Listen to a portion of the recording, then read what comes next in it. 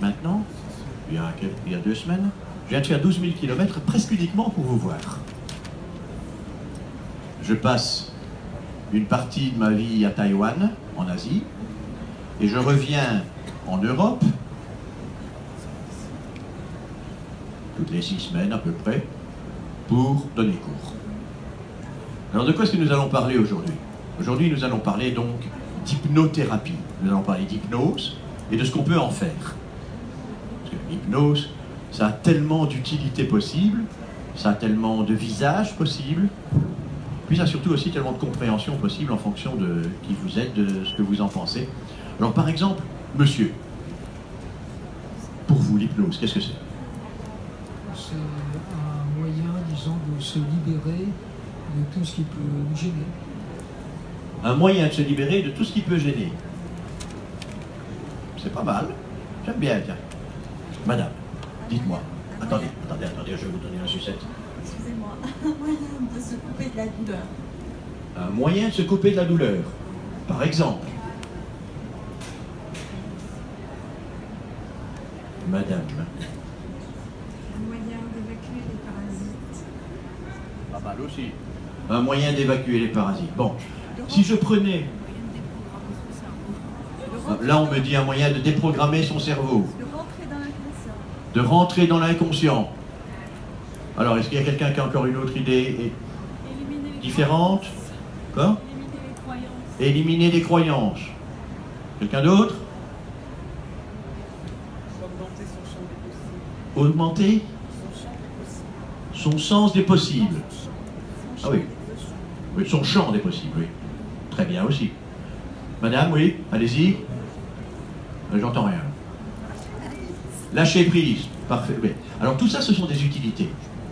Maintenant, qu'est-ce que c'est vraiment que l'hypnose? L'hypnose, c'est d'abord un état. C'est un état naturel. Vous êtes dans un état hypnotique 10 fois, 15 fois, 20 fois, 30 fois par jour. Simplement, vous ne le savez pas, donc, vous n'en profitez pas. L'hypnose, c'est aussi, ce sont plutôt les outils, hein, c'est la masse des outils qui permettent d'atteindre à cet état. Tout simplement. L'hypnose, c'est ce qui nous permet de créer la jonction entre notre conscient et notre inconscient. C'est ce qui permet de faire passer les informations du bas vers le haut et inversement. D'accord? Alors, les hypnoses, quand on en parle maintenant, beaucoup de gens imaginent qui a déjà vu un spectacle de Mesmer ou entendu parler de Mesmer. Hein, voilà. Bon, la majorité des gens pensent souvent à ce genre d'hypnose. C'est une forme d'hypnose. C'est vrai, il hypnotise vraiment les gens. Simplement, ça c'est une hypnose, on va dire, de spectacle, c'est ça. Une hypnose qui est faite pour être vue, une hypnose qui fonctionne en gros sur à peu près 3% de la population d'ailleurs. Et qui en gros, à part s'amuser, ne sert pas à grand chose. Mais vous allez me dire, rigoler un bon coup dans les temps qui courent, ça fait pas de tort, ça détend. D'accord? Ça, première forme d'hypnose. La forme d'hypnose qui va nous intéresser sans doute le plus, pour l'instant, c'est celle qui est au milieu. C'est l'hypnose qu'on utilise essentiellement en thérapie. Alors, même là-dedans, il y a encore différentes possibilités. Vous avez de l'hypnose ericksonienne, vous avez de l'hypnose hellmanienne, vous avez de l'hypnose école de Strasbourg, vous avez de l'hypnose... Ah bon. Là, c'est quelque chose...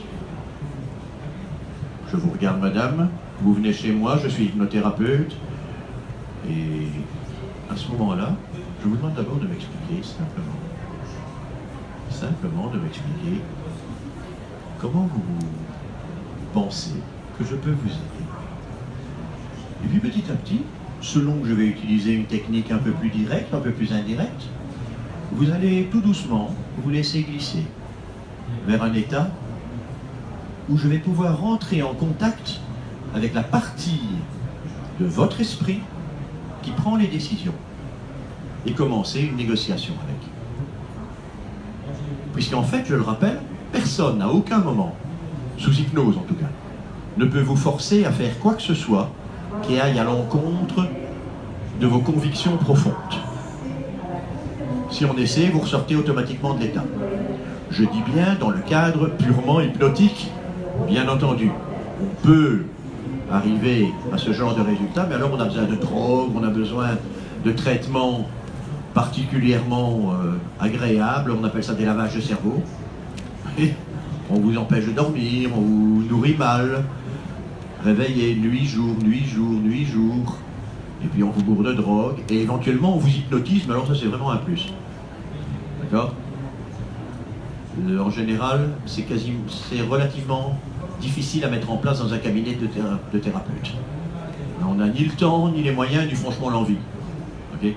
Il reste aussi une autre forme d'hypnose que j'utilise énormément, que j'enseigne d'ailleurs aussi, c'est ce qu'on appelle l'hypnose conversationnelle, l'hypnose éveillée conversationnelle. Alors l'hypnose éveillée conversationnelle, qu'est-ce que c'est ? Ce sont les structures de l'hypnose installées dans une conversation qui apparaît tout à fait normale. C'est l'hypnose qui ne se voit pas, ne s'entend pas, ne se perçoit pas, n'a ni goût, ni odeur, ni couleur. À quoi ça sert ? À plein de choses. Mais nous allons rester dans un cadre thérapeutique ici. Une hypnose qui ne se voit pas. Tiens, à quoi est-ce que ça pourrait servir chez un thérapeute ? Une hypnose qui ne se voit pas, qui ne s'entend pas, qui ne se remarque pas. Il y a deux sortes de thérapeutes. D'abord, vous avez les thérapeutes qui sont non hypnotiseurs. Alors, vous avez acupuncteur, diététicien, médecin.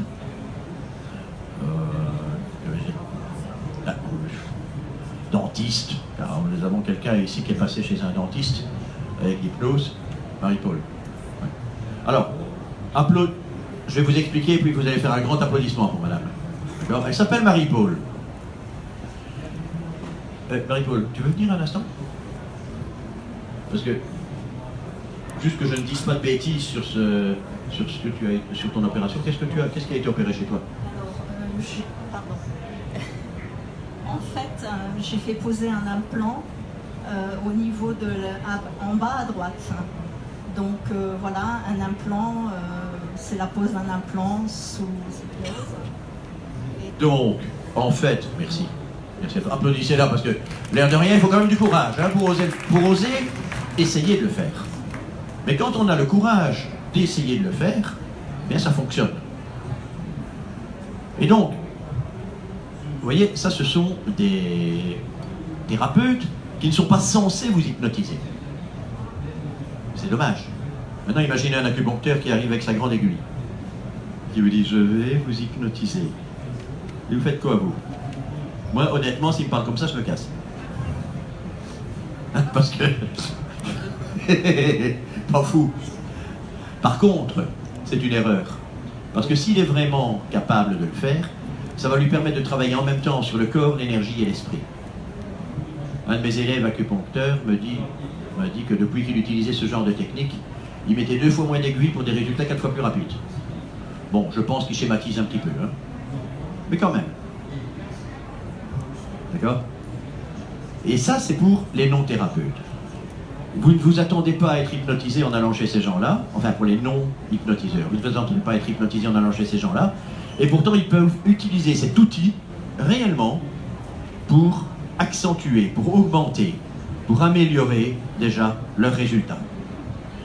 Et puis il y a les hypnothérapeutes. Alors quand on est hypnothérapeute, à quoi est-ce que ça peut servir d'avoir une hypnose qui ne se voit pas, ne s'entend pas, ne se remarque pas, tiens ? Eh ben, j'ai régulièrement des gens qui arrivent chez moi en me disant « On m'a dit que vous pouviez m'aider, mais je vois que vous faites de l'hypnose, moi ça me fait peur. » Si c'est pas grave, venez quand même, on discutera. Et à la moitié de la séance, ils sont totalement décontractés, partis, et on est dans l'état d'hypnose et on peut commencer à travailler réellement. Donc là, vous avez un aperçu complet des choses. Ah oui, tiens, au fait, j'ai oublié de me présenter. Je m'appelle Pierre Marichal. Je suis coach, hypnothérapeute et formateur. Alors, maintenant, qu'est-ce qu'on va faire ? Il faut quand même voir un peu comment ça marche. Hein. D'accord ? On va essayer de comprendre un petit peu le système. Alors pour ça, j'ai besoin de un ou une volontaire. Allez, un ou une volontaire. Mais on va juste faire une petite hypnose de relaxation. Voilà, j'ai déjà une volontaire ici. Wow. Ben, on en prendra une deuxième après. Hein. Mais on va commencer par vous. Fantastique, soyez la bienvenue. Attendez, on va se mettre ici, que tout le monde puisse vous admirer. Si vous voulez bien. Alors dites-moi d'abord, quel est votre prénom? Noémie. Noémie. Eh bien, Noémie, c'est tout à fait fantastique. Et je vous remercie d'avoir le courage aussi de faire cette expérience. Est-ce que vous avez déjà été hypnotisé, Noémie? À votre connaissance, en tout cas. Vous ne croyez pas? Ouais, ben voilà qui est fantastique. Alors, on va mettre en évidence une chose. Un des systèmes, il y en a des tonnes de systèmes, il y a des tonnes de portes d'entrée, mais on va mettre en évidence une porte d'entrée qui est une base réelle de l'hypnose. C'est ce qu'on appelle une rupture de pattern. Vous allez voir ce que c'est. Qu'est-ce que c'est qu'un pattern? Un pattern, c'est une habitude. C'est une technique qu'on a l'habitude d'utiliser et qui va jusqu'au fait qu'on n'y réfléchisse plus du tout. Votre inconscient, il sait comment ça marche, il sait où ça commence, il sait où ça finit. Alors, par exemple, imaginons Noémie, bonjour, merci d'être là, voilà. Qu'est-ce qui s'est passé? Noémie, est-ce que vous avez réfléchi en me donnant la main? Non. Pourquoi? Parce que quand je vous donne la main, bonjour, ça va bien? Ouais, pas mon stick, hein. D'accord? On ne réfléchit pas. On donne la main, on la remballe. On donne la main, on la remballe, on donne la main, on la remballe. D'accord? Votre inconscient sait quand ça commence, il sait quand ça finit. Je vous signale, il ne se rappelle plus par contre de la première fois où vous avez fait ça. Il ne se rappelle pas non plus de la deuxième fois où vous l'avez fait. Parce qu'entre cette première fois, cette deuxième fois et maintenant, il s'est passé tellement de choses qui peut être très bien oublié. Mais revenons ici, Noémie. Maintenant, voyons la chose autrement. Voilà. Simplement, bonjour Noémie. Voilà. Et maintenant, observez bien.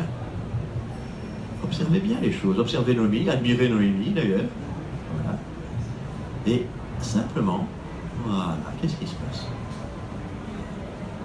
Vous voyez? Noémie continue de toute façon d'entendre parfaitement tout ce que je dis. Noémie est parfaitement consciente d'un certain point de vue. Et pourtant, son bras, lui, il a arrêté de fonctionner. Ça veut dire que nous venons de créer une dissociation. Nous venons de mettre Noémie dans un état hypnotique. Alors, Noémie, je vais vous poser une question, mais on va garder votre main là un instant. D'ailleurs, vous allez vous sentir de mieux en mieux. Vous êtes d'accord? Est-ce que vous êtes d'accord pour vous sentir merveilleusement bien? Vous voulez bien? Alors, je ne sais pas comment vous avez envie d'imaginer que vous vous sentez merveilleusement bien. Parce que ça, c'est quelque chose que moi, je ne sais pas. Je ne suis pas là. Il n'y a que vous qui êtes là. Il n'y a que vous qui savez exactement comment vous avez envie de vous sentir bien. Alors simplement, regardez cette main maintenant. Elle va monter jusqu'à tout doucement, tranquillement, à votre rythme. Cette main, elle va monter jusqu'à ce front. Et cette main, elle va se rapprocher de ce front. Et au fur et à mesure que cette main et ce front vont se rapprocher, eh bien vous allez, si vous le voulez, car il se passera toujours uniquement et exclusivement ce que vous voulez, vous allez vous sentir de mieux en mieux, de plus en plus agréablement bien. Voilà, votre respiration va devenir de plus en plus profonde. Vous continuez d'entendre, de voir ou pas, d'imaginer, de percevoir, de ressentir tout ce qui se passe autour de vous. Je dirais même que vous le ressentez même de mieux en mieux. Parce que l'hypnose est un état dans lequel toutes les portes de votre esprit s'ouvrent. L'hypnose est un état, comme disait madame, où on ouvre le champ des possibilités. Voilà, de mieux en mieux. Voilà, c'est fantastique. C'est tout à fait fantastique. Regardez, au moment où cette main et ce front vont se toucher, si vous le voulez, vous pouvez aller encore 10 fois plus profondément. Ne vous inquiétez pas, vous êtes en parfaite sécurité. Je vous tiens. Voilà. Voilà, vous êtes extraordinaire. Bon, je vous tiens quand même. Il vaut mieux. Vous remarquerez. Voilà. C'est bien. Et maintenant, je vais vous redresser. Et au moment où je vous redresse, eh bien, vous allez encore, tout en étant de plus en plus stable, vous allez encore 10 fois plus profondément. Et vous vous sentez encore 10 fois mieux. Voilà. Maintenant, vous êtes stable. Vous vous restabilisez, voilà, tranquillement. Et maintenant, cette main va doucement, tout doucement flotter dans la direction de la jambe. Et au fur et à mesure que la main et la jambe vont se rejoindre, vous allez tout doucement, tout en gardant tout le bénéfice de ce que vous faites, tout le bénéfice de ce que vous avez fait, que vous faites, vous allez vous sentir à nouveau de mieux en mieux, et en même temps, vous allez revenir en notre compagnie, complètement en notre compagnie, dans l'état tout à fait normal de conscience éveillée, en gardant tout le bénéfice de ce que vous êtes en train de faire. Voilà, de plus en plus agréablement, à votre rythme, au rythme de votre respiration, au rythme de votre pensée. Simplement, voilà. Tranquillement.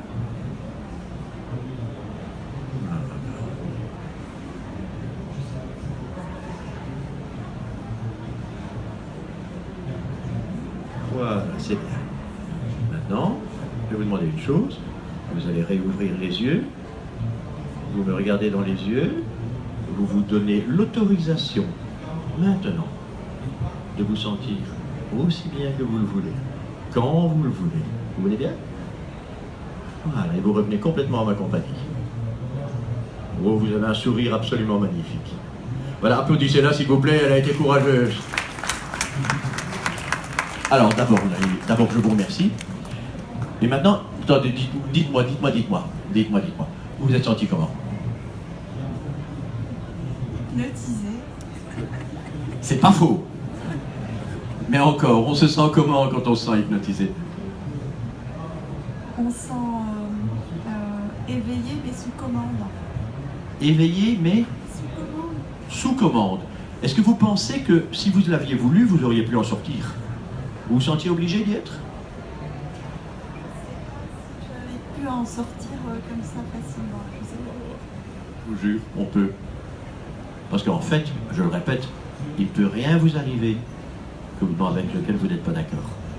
Donc si vous décidez, moi j'ai envie d'en sortir, j'en sors. La seule chose, c'est pourquoi aurait-on envie de sortir d'un état où on se sent aussi bien? En fait. D'accord? Je vous remercie. Merci à vous. Alors, dites-moi, expliquez-moi un petit peu, qu'est-ce que j'ai fait? Bon, et ne me dites pas d'hypnose. Parce que ça, je suis au courant. Expliquez-moi comment je l'ai fait. Allez, qui peut m'expliquer ça? Non, pas ceux qui connaissent déjà. Hein. Non, je me suis synchronisé. Alors, première chose que j'ai fait, qu'est-ce que j'ai fait d'abord? Je lui ai d'abord demandé l'autorisation. On demande d'abord l'autorisation. Et j'ai confirmé cette autorisation. Simplement, hein. Bon, forcément j'ai demandé un volontaire, donc Noémie s'est levée et est venue, donc théoriquement déjà il y avait une part d'autorisation donnée. Normalement, enfin. Est-ce que quelqu'un derrière elle lui a mis un revolver sur la tempe? Non, donc ça va. Et puis quand elle est arrivée ici, j'ai confirmé comment? En la faisant se placer d'une certaine façon. C'est-à-dire que elle a suivi le mouvement. Si j'avais senti une légère résistance, j'aurais dû, en effet, aller plus loin dans la prise d'autorisation. Puis, j'ai créé, on va dire, la sécurité. Comment? En expliquant clairement ce que j'allais faire. En expliquant clairement à quoi ça sert et comment ça fonctionne, ce que j'allais faire. Et là, forcément, Noémie était beaucoup plus en sécurité, elle se sentait en sécurité. J'ai commencé, ça vous ne l'avez pas forcément perçu, à respirer au même rythme qu'elle. Donc je me suis coordonné à elle, synchronisé avec elle. Et quand on s'est mis sur la même longueur d'onde. D'accord? Et puis je vous ai fait essayer. Voilà. On démarre au départ de zéro. Toujours prendre quelqu'un, c'est un truc essentiel. On ne peut amener quelqu'un quelque part quand on va le chercher là où il est. D'accord? Donc on prend la personne là où elle se trouve. Et là où elle se trouve, bah, c'est, ok, j'ai l'habitude, et en plus ça vous permet de voir, vous de voir. Alors j'ai utilisé un truc, hein, quand même. À un moment donné, quand je lui ai fait l'explication, est-ce que quelqu'un peut se rappeler d'une phrase un peu bizarre que j'ai dit à ce moment-là?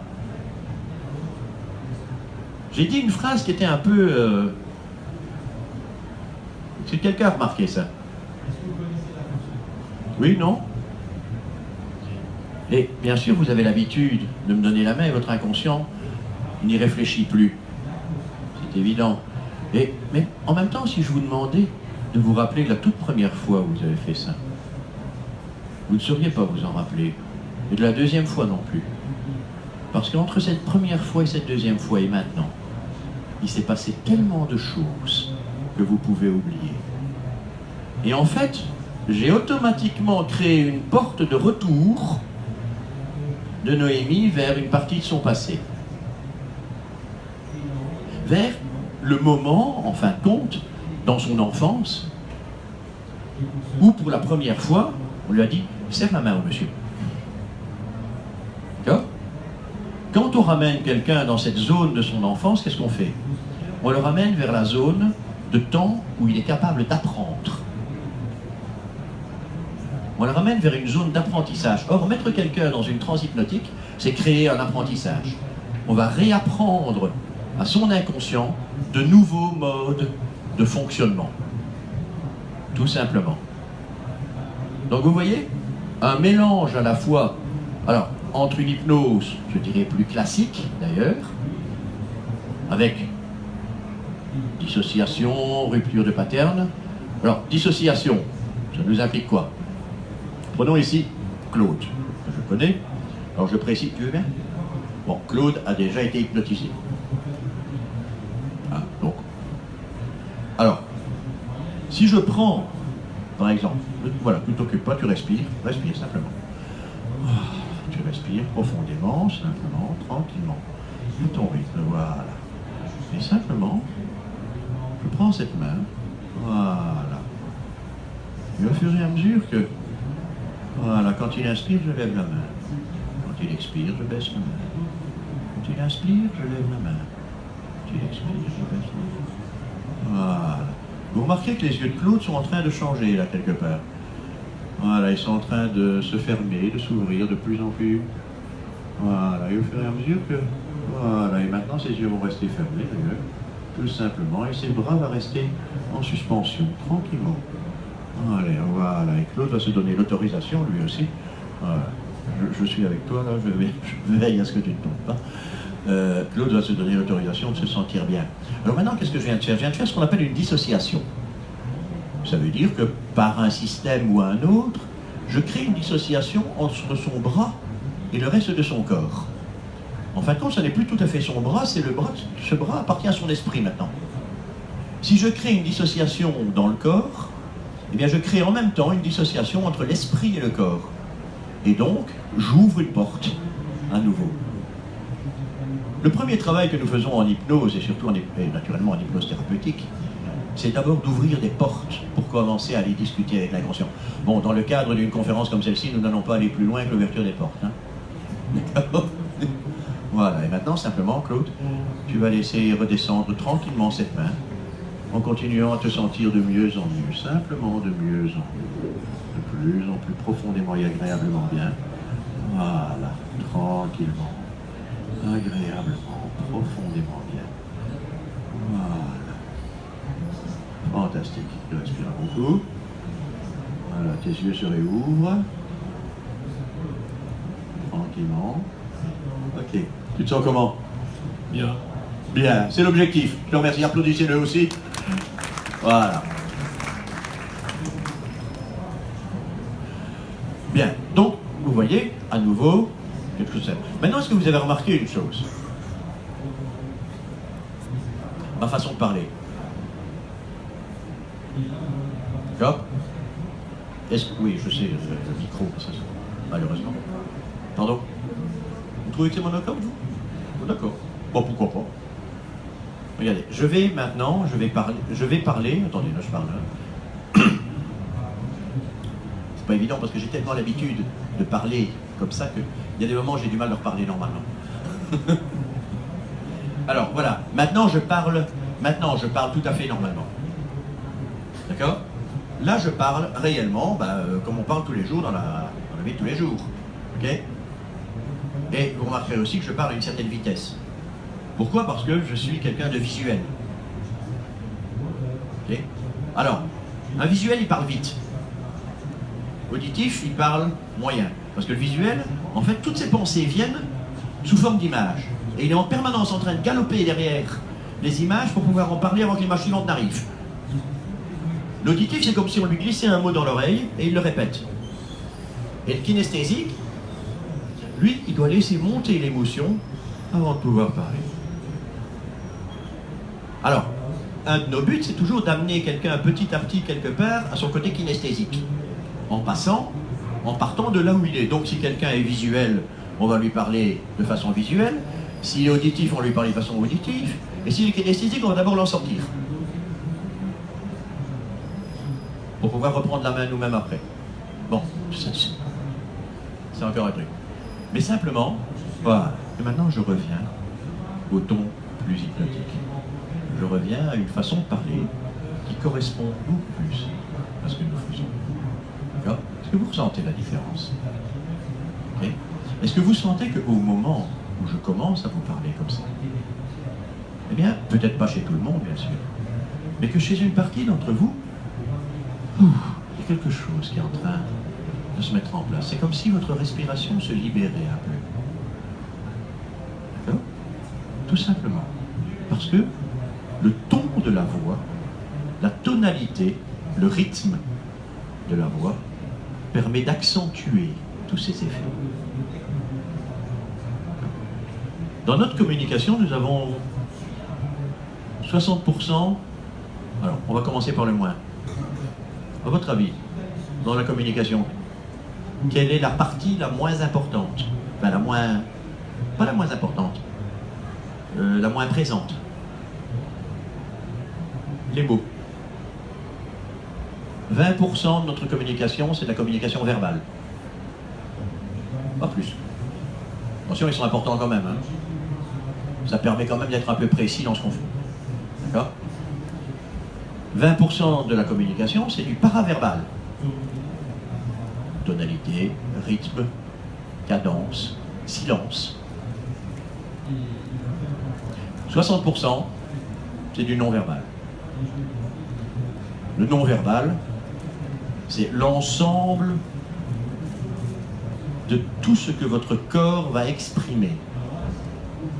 Ce qui veut dire que si vous voulez faire passer une idée à quelqu'un, vous allez devoir vous adapter en effet à sa voix, à son rythme, à ses mots, à travers les différents filtres qu'il va utiliser. Parce que vous me voyez là, moi je vous vois. Eh bien, madame qui est là me voit d'une façon, Noémie me voit d'une autre façon, monsieur là-bas qui vient de hocher la tête me voit encore d'une autre façon. En fait, vous me voyez tous différemment. Et s'il y avait un chien qui passait, il me verrait pixelisé noir et blanc. Et qui a raison à votre avis? Tout le monde. Pourquoi? Simplement parce que nous ne voyons les choses qu'à travers les filtres que nous utilisons pour percevoir notre vie. Nous rêvons notre vie au fur et à mesure que nous la vivons, et nous la vivons au fur et à mesure que nous la rêvons. D'ailleurs, les fréquences, maintenant, vous savez qu'avec les machineries modernes, on arrive à repérer les fréquences émises par le cerveau.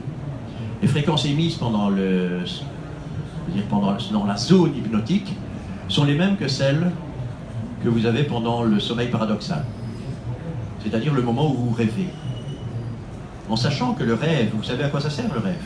Ben, ça sert à tellement de choses, mais entre autres, voilà. Ça sert à deux choses majeures déjà. Un, on nettoie tout ce qui nous a embêté pendant la journée, la semaine, le mois précédent, les années peut-être. Et deux, on réinstalle, simplement on réinstalle ce que l'on veut faire, ce que l'on va mettre en place. D'accord? Eh bien en hypnose, nous faisons en gros la même chose. Nous faisons la même chose, mais en passant par toute une série de techniques où, comme je l'ai dit, on va aller discuter avec l'inconscient. Parce qu'il n'y a que votre inconscient qui peut prendre pour vous une décision. Personne d'ailleurs ne peut prendre de décision pour vous. Alors parfois j'entends, oui mais c'est pas ma faute, c'est pas moi, non, ta faute c'est pas ta faute. Ce n'est la faute de personne. Pourquoi? Simplement parce que nous faisons toujours au moment où nous le faisons, du mieux que nous pouvons, avec les outils qui sont à notre disposition à ce moment-là. Si on pouvait faire mieux, on le ferait. Donc il n'y a pas de raison de se sentir fautif. Par contre, nous sommes toujours responsables. Alors, si je mets ma main ici sur cette poussette, eh bien, c'est moi qui suis responsable d'avoir mis ma main. D'accord ? Donc, c'est toujours une prise de décision. Alors là, il y a des collègues qui me pendraient un croc de boucher par rapport à ce que je vais dire, mais la prise de décision, en fait, c'est comme un ordinateur. C'est 1, 0, 1, 0, 1, 0, 1, 0, 1, 0. Je suis d'accord, je suis pas d'accord, je suis d'accord, je suis pas d'accord, je suis d'accord, je suis pas d'accord, je suis d'accord, je suis pas d'accord. Oui, non, oui, non, oui, non. Et l'ensemble de notre mode de pensée, d'ailleurs, les ordinateurs ne sont basés que sur ce que nous pouvons connaître, puisque c'est nous qui les avons créés. Et nous ne pouvons créer que quelque chose que par rapport à quelque chose que nous connaissons déjà. Donc les ordinateurs sont un cerveau beaucoup moins évolué que le nôtre. Tout simplement. Et ce que nous faisons, en fait, quelque part, c'est de la bioinformatique. Sauf que nous n'imposons pas un changement. Nous nous arrangeons pour que vous l'acceptiez. Je vous fais une proposition que vous ne pouvez pas refuser. Tout simplement. D'accord ? Oui, on voit des gens qui connaissent leur classique. Bon. Alors, je regarde l'heure parce que... Au stade où nous en sommes, y a-t-il des questions ? Dites-moi. Attendez, oui. Parlez fort parce que mon micro ne m'ira pas.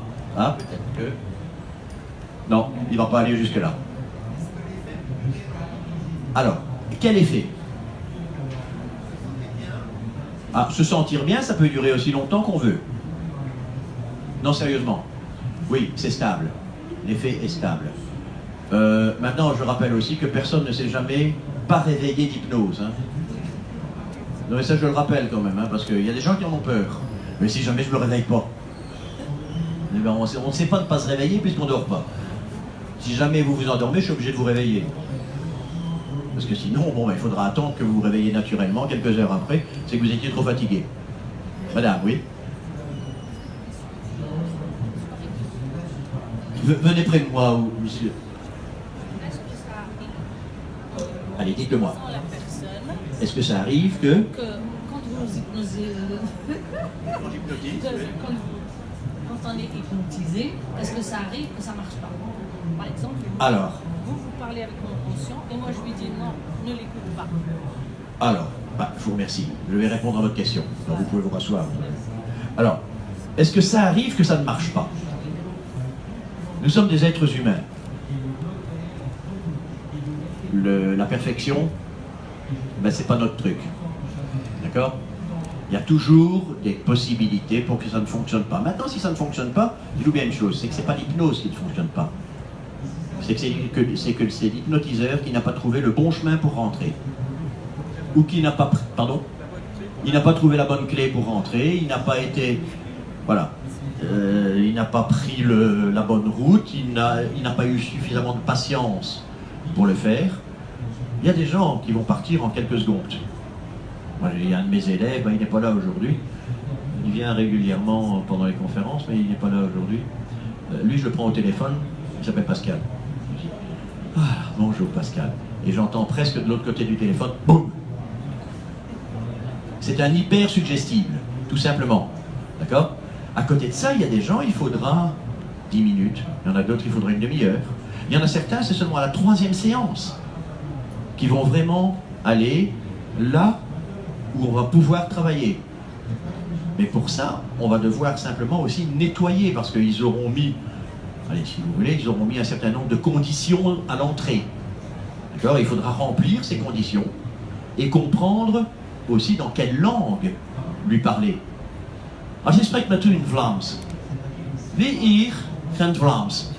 Kent u Vlaams? Nee? Nee? Spreekt niet Vlaams? Meneer? Ja. Je spreekt Vlaams? Nee. Nee, maar je begrijpt, hè? Ja, een beetje. Voilà. Vous n'avez pas compris, hein? Pas suffisamment, en tout cas.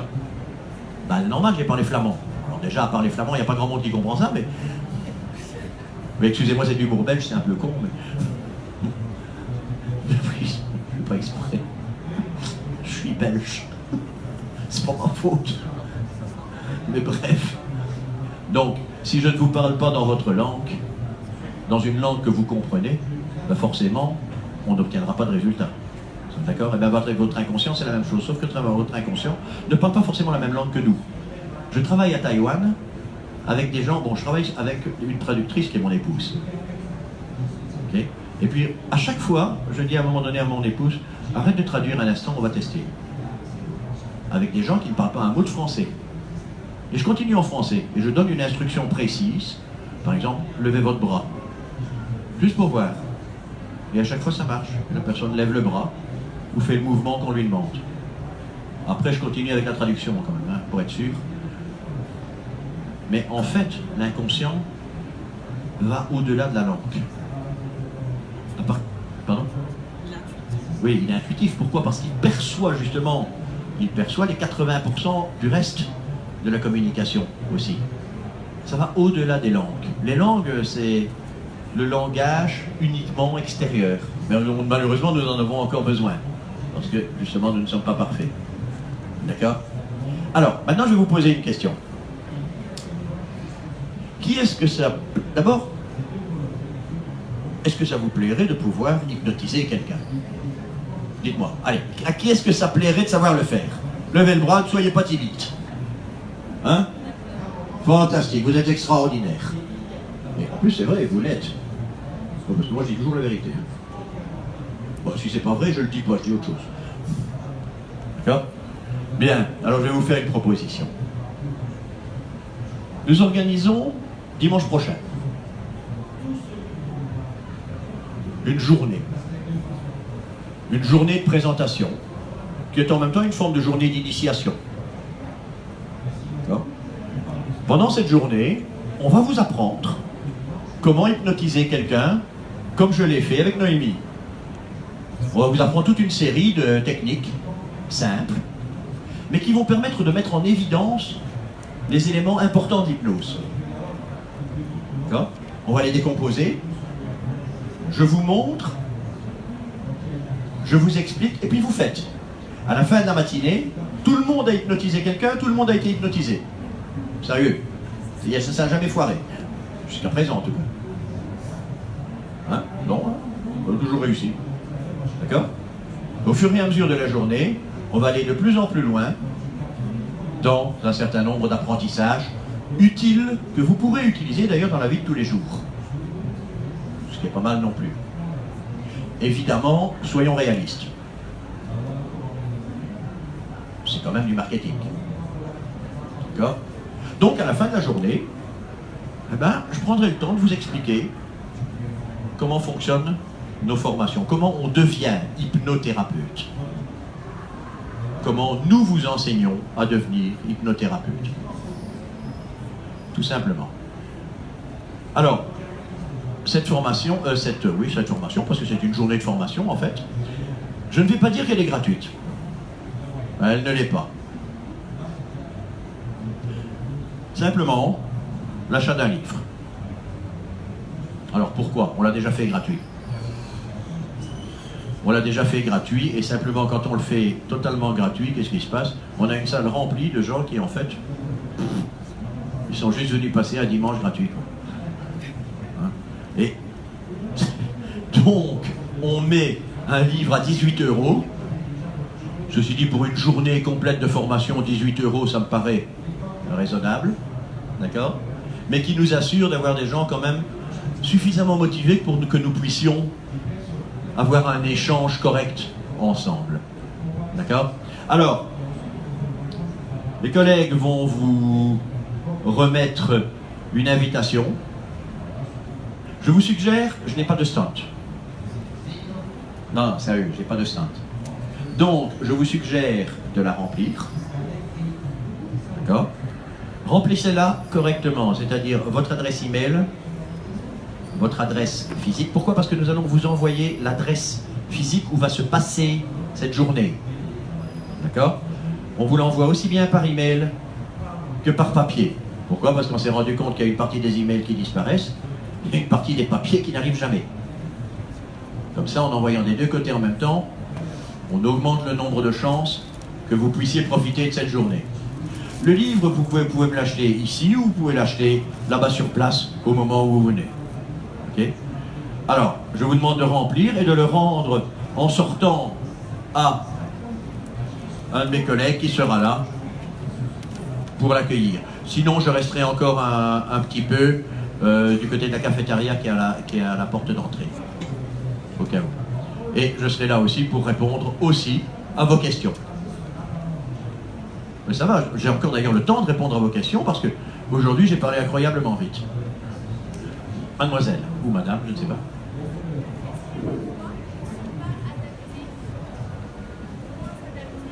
Alors, des voix, est-ce qu'il y a des voix qui ne peuvent pas s'adapter? Je vais vous donner l'exemple type pour répondre à votre question. Mon épouse est asiatique. Et moi j'ai la chance, je dirais, d'avoir une voix assez... Bon.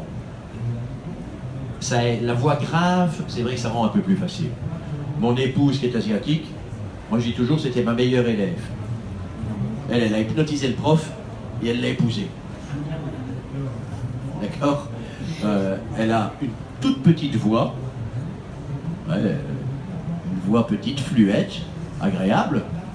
Je crois qu'elle est soprano, je crois, quand elle chante. C'est une voix fine et qui donne des résultats extraordinaires. Non, toutes les voix sont adaptables, sérieusement. Et on apprend, je vous apprends à la mettre en place et à l'entraîner, bien entendu. C'est basé aussi beaucoup sur la respiration. Hein. D'accord? Madame.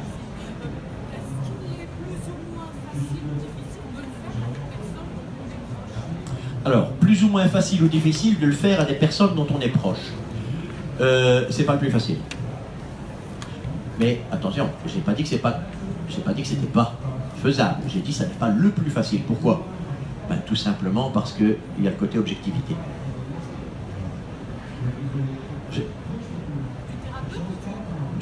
De vous. D'accord? Mais aussi de l'autre. Parce qu'au départ, quand vous savez, la majorité des gens qui deviennent hypnothérapeutes, on va être réaliste, ben, ils ont vu, ouais bon, il n'y a personne qui a 16 ans ici, d'accord? Ils ont un autre métier avant. On est d'accord? Ben oui. Ce qui veut dire que vous êtes connu de vos proches comme ayant cet autre métier.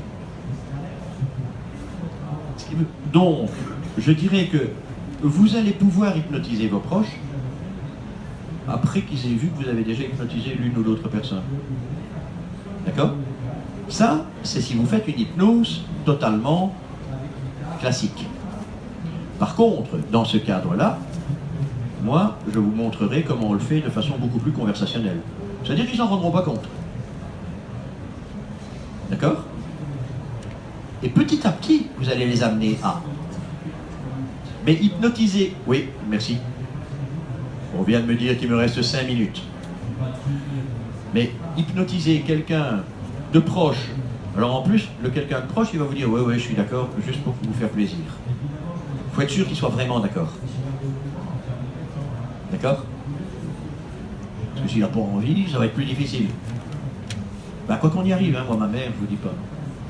Ma mère, 83 ans, ancienne infirmière, du rationnel de chez Rationnel. Hein, elle, c'est première chose qu'elle vous dit, pour n'importe quoi, c'est « ça marche pas ». Ça correspond pas, c'était pas dans mes cours, donc ça marche pas. Ma mère, 83 ans, il faudrait lui remplacer les rotules. Elle n'a pas envie de passer sur le billard à son âge, je la comprends. Mais elle a des douleurs. Alors j'ai essayé de plein de choses pour le... Mais tu vas pas m'hypnotiser, hein. Alors, je suis aussi acupresseur et acupuncteur, mais je ne pratique pas en France. Parce que la loi française, j'ai pas envie d'avoir des problèmes avec. D'accord? Non. Et tu vas pas me gonfler des aiguilles, hein? Non, je sais pas trop. Ouais. Mais m'hypnotise pas, hein? Non. Bon, mais par contre, si tu veux, je vais te montrer. Et je l'ai fait avec mon épouse. Regarde, simplement. Et mon épouse assise, et je commence à hypnotiser mon épouse. En lui faisant un lever de bras, tout simplement. Vous voyez, et en utilisant la voix. Et au fur et à mesure que le bras de mon épouse se levait, il y avait le bras de ma mère qui suivait le mouvement.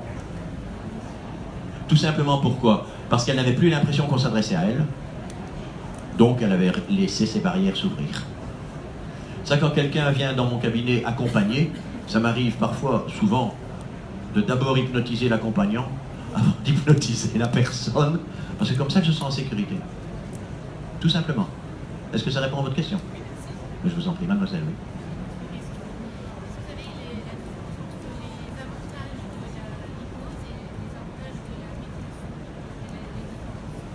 Je suis désolé, hein, mais... La différence, les avantages entre l'hypnose et la méditation. Alors, la méditation et l'hypnose sont des choses qui se ressemblent très fort. D'ailleurs, on passe par des stades, par même des exercices. Moi, je vous enseigne des exercices que vous retrouvez en méditation.